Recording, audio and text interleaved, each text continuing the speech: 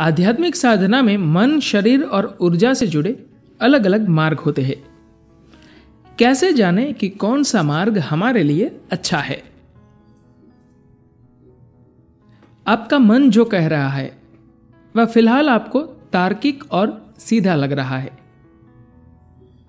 लेकिन किसी दूसरी जगह हो सकता है कि यह पूरी तरह से अटपटा लगे। खास तौर पर बात जब उस आयाम की आती है जो अभी आपके बोध में नहीं हो, तो वहां आपका मन आपके लिए एक खतरनाक गाइड बन जाता है, या आपको ऐसी बातें बताता है जिनका कोई अस्तित्व ही नहीं होता। वहीं दूसरी ओर यह कई ऐसी चीजों की अनदेखी कर जाता है जो ठीक आपके सामने मौजूद होती है। यही वजह है कि योग शरीर, ऊर्जा, सांस, भावनाओं और बोध के जरिए आध्यात्मिक प्रक्रिया के लिए एक समग्र मार्ग है। लेकिन यह बुद्धि का सहारा नहीं लेता। हम इस शरीर को मांस और रक्त के एक पिंड के तौर पर न देखकर इसे एक शक्तिशाली साधन या उपकरण बनाना सीखते हैं जो किसी भी चीज को बड़ी खूबसूरती से महसूस कर सके व आंक सके। अगर हमें इस शरीर को भोजन के एक ढेर से या फिर अपनी रासायनिक बाध्यताओं से कुछ अधिक बनाना है, तो इसके लिए हमारे पास एक पूरा विज्ञान और तकनीक मौजूद है कि कैसे इस जीवन को विकसित किया जाए।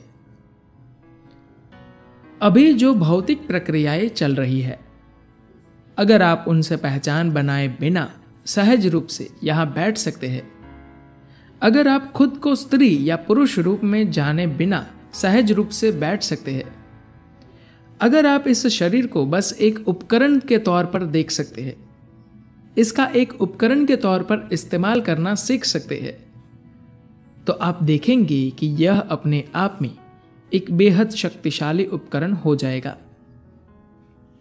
मानव शरीर इस धरती का सबसे संवेदनशील और सक्षम उपकरण है। यह आपको हर उस चीज के बारे में बता सकता है जो यहां मौजूद है और जो इससे परे है। तो वहां तक पहुंचने के लिए इस विज्ञान को हम योग के रूप में जानते हैं, लेकिन बहुत सारे लोगों को योग बहुत ही दूर की चीज सिर्फ इसलिए लगती है क्योंकि वे लोग इस छोर पर खड़े रहकर दूसरे छोर पर पहुंचने के लिए कड़ी मेहनत कर रहे हैं। उन्होंने अपनी नाव इस किनारे बांध रखी है और दूसरे किनारे पर पहुंचने के लिए कड़ी मेहनत कर रहे हैं। इस तरह से ये काम बहुत मुश्किल है। अगर आप रस्सी काट दे तो महज हवा आपको दूसरी ओर ले जा सकती है। अगर आप पूरी मेहनत से नाव चलाएंगे तो निश्चित तौर पर वहां पहुंच जाएंगे, लेकिन बिना रस्सी काटे अगर आप नाव खेते हैं तो यह एक अंतहीन और बेकार का काम है।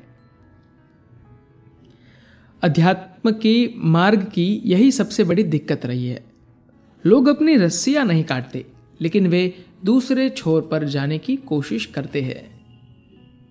तो यह कैसे किया जाए?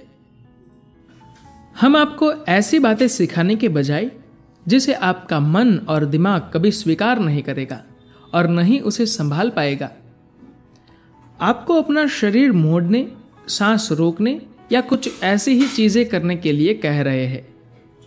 धीरे धीरे यही चीजें आपकी भौतिकता की रस्सियां काट देंगी। एक बार अगर मंजिल की ओर यात्रा चालू हो गई तो फिर नाव खेना आसान हो जाता है।